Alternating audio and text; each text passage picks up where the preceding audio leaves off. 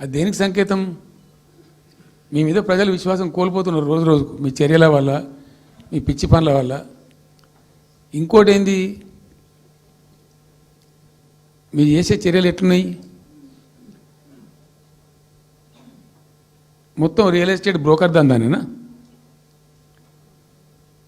Pharma city ఎందుకు వచ్చిందండి? Pharma city మా ప్రభుత్వం ఎందుకు వచ్చింది pharma city? Why did we bring pharma city at all? అనుకోకుండా కొన్ని ప్రాంతాలకు, కొన్ని రాష్ట్రాలకు కొన్ని సందర్భాలు కలిసి వస్తాయి. భారత ప్రభుత్వం ఆనాడు ఉన్నటువంటి నెహ్రూ గారి ప్రభుత్వంలో ఈ ఫిలకు వ్యాధి, కలరా వ్యాధి వ్యాపించి ప్రజలు ముబ్బడిగా చచ్చిపోయేది. ఎట్లా అంటే దీనికి ప్రాపర్ మెడికేర్ లేదు, ఎక్కడికక్కడ లోకలైజ్డ్ ప్రొడక్షన్స్ ఉండాలని చెప్పి ఐడిపిఎల్స్ అని పెట్టిండ్రు, కొన్ని కీలక రాష్ట్రాలలో పెట్టిండ్రు. అందులో మన అదృష్టంకు ఆ టైంలో హైదరాబాద్ కూడా ఐడిపిఎల్ వచ్చింది.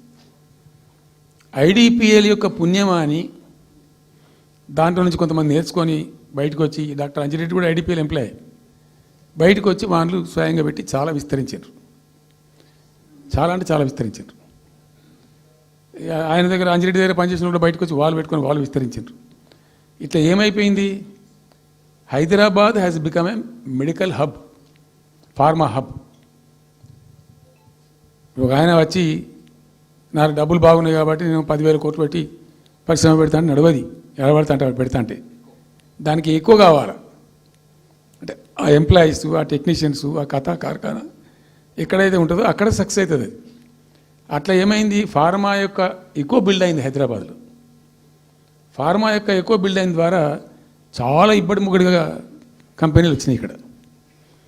అసలు 1/3 వరల్డ్కు మన జినోమ్ వ్యాలీ నుంచే వ్యాక్సిన్ సప్లై అవుతుంది. ఇవాళ 1/3 of the world Hyderabad genome valley నుంచే వ్యాక్సిన్ సప్లై అవుతుంది. అట్లా ఎప్పుడో ఉన్న బయాలజికల్ ఈవెంట్స్ ఆ రాజుగారు స్థాపించారు ఆ కాలం 104 సంవత్సరాల క్రితం నిజాం పీరియడ్లో. అట్లాంటి కంపెనీలు వస్తూ వస్తూ వస్తూ వస్తూ వస్తూ Hyderabad has become a best destination for pharma. అయితే ఏమవుతుంది? ఆ రసాయనిక వ్యర్థాలు ఏవైతే ఉంటాయో అవి కొద్ది కారకాలు ఉంటాయి, ఇబ్బందులు కలిగిస్తాయి. మన హుస్సేన్ సాగరే కాలుష్యమయమైపోయి గబ్బు వాసన వచ్చే పరిస్థితి ఉండేది, మనం అందరం కూడా చూసినాం. సో దీని నుంచి హైదరాబాద్ బయటపడాలి. ఫార్మా వదులుకుందామా? వదులుకోవద్దు. మరి ఏం చేయాలా? 4 టీములు తింపిందండి నేను ప్రపంచవ్యాప్తంగా, ఐఏఎస్ అధికారుల బృందాలు. శాంతికుమార్ గారు అని చెప్పి ఆమె చీఫ్ సెక్రటరీ కూడా రిటైర్ అయింది. ఆమె అప్పుడు హెల్త్ సెక్రటరీగా ఉండే కొంతకాలం. ఆమె నాయకత్వంలో పంపించాం, చాలా దేశాలకు పంపినాం. మరి తిరిగి రండి. ఇప్పుడు ఏమైంది? మందులు లేని ప్రపంచాన్ని ఊహించలేం, మందులు కావాల్సిందే. మందులు తయారు చేసే సందర్భంలో తప్పకుండా కొంత వేస్టేజ్ ఉంటుంది. ఆ వేస్టేజ్ని ఎట్లా మేనేజ్ చేయాలి అని దానికి తెలివి కావాలి. సింపుల్ ఎగ్జాంపుల్ చెప్పండి, మన ఇంట్లో కిచెన్లో కూడా డైలీ వేస్ట్ ఉంటుంది, కానీ చాలా నీట్గా పెట్టుకుంటాం మనం దాన్ని. ఆ వేస్ట్ని డిస్పోజ్ చేస్తాం, కిచెన్లోనే ఉంచితే చచ్చిపోతాం కాబట్టి ఆ భయానికి క్లీన్ పెట్టుకుంటాం, మన ఓన్ కిచెన్ కాబట్టి. ఎగ్జాక్ట్లీ ఎట్లయితే కిచెన్ క్లీన్ పెడతారో వాటిని కూడా అట్లా క్లీన్ పెట్టాలి. అయితే ఒక ఫార్మా కంపెనీ ముందు నుంచి మనం పోతున్నాం అనుకోండి, మన దగ్గర అయితే వాసన వస్తుంది, మనకు తెలుస్తుంది ఇదేదో మెడిసిన్ తయారు చేసే కంపెనీ అని. వేరే దేశాలలో అట్లా లేదు, యూరోప్లో లేదు, యూఎస్లో లేదు, చాలా దేశాల్లో లేదు, చైనాలో లేదు. అసలు గొట్టం నుంచి పొగరాదు. సో మనం ఆ మాత్రం టెక్నాలజీ మనం పెట్టుకోలేమా, పెద్ద ఇష్యూ అని చెప్పి ఐఏఎస్ అధికారుల బృందాలను తింపిన నేను అనేక దేశాలకు తింపి పంపించి, హైదరాబాద్లో ఫార్మా ఉంది కాబట్టి హైదరాబాద్ యొక్క లార్జర్ ఇంట్రెస్ట్లో ఫ్యూచర్ దృష్ట్యా ఫార్మాను కాపాడుకోవాలి, ఆ ఎక్కువ పోనీయద్దు, ప్లస్ ఈ కాలుష్య భారం నుంచి ప్రజలను రక్షించుకోవాలి. ఎట్లా అంటే జెడ్ఎల్బీ అని వచ్చింది, జీరో లిక్విడ్ బేస్ అని.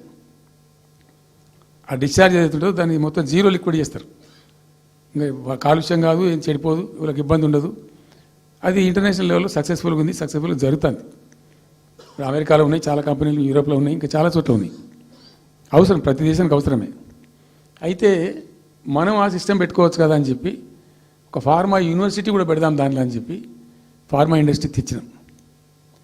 2 హెలికాప్టర్లు తీసుకొని ఆ ఫార్మా బిజినెస్ మెన్ ఎవరైతే ఉంటారో వాళ్ళని నేనే స్వయంగా పెట్టుకుని పోయి ఆ ముచ్చర్ల కాడ పోయి తీసుకుపోయి చూపించి ఈ ప్లేస్ బాగుంటుంది కదా అంటే బాగుంటుందని చెప్తే దాన్ని ఫైనల్ చేసి చాలా కష్టపడి 5-6 సంవత్సరాలు పర్సూ చేసి రైతాంగంతో ఘర్షణ పడకుండా ఒక 20,000 ఎకరాలు పెట్టుకొని చేస్తే 14,000 ఎకరాల పైచీల కొరకు 14,000 నెట్ వచ్చింది ప్రభుత్వానికి. 14,000 acres already acquired by government. చాలా ఎంఓయూలు జరిగినాయి, అన్ని జరిగినాయి. మన లోకల్ వాళ్ళు రెడీ ఉండి అయితే పర్టికులర్లీ జీడిమెట్ల, చర్లపల్లి వీళ్ళు ఏమన్నారంటే సార్ మాకు ఆల్టర్నేటివ్ స్థలం మంచిగా ఇస్తే మేము అక్కడికి వెళ్ళిపోతాం, ఈ బాధ మాకెందుకు, ప్రజలతో కూడా ఈ బదనాం ఎందుకు, ఆడ పెట్టుకుంటాం.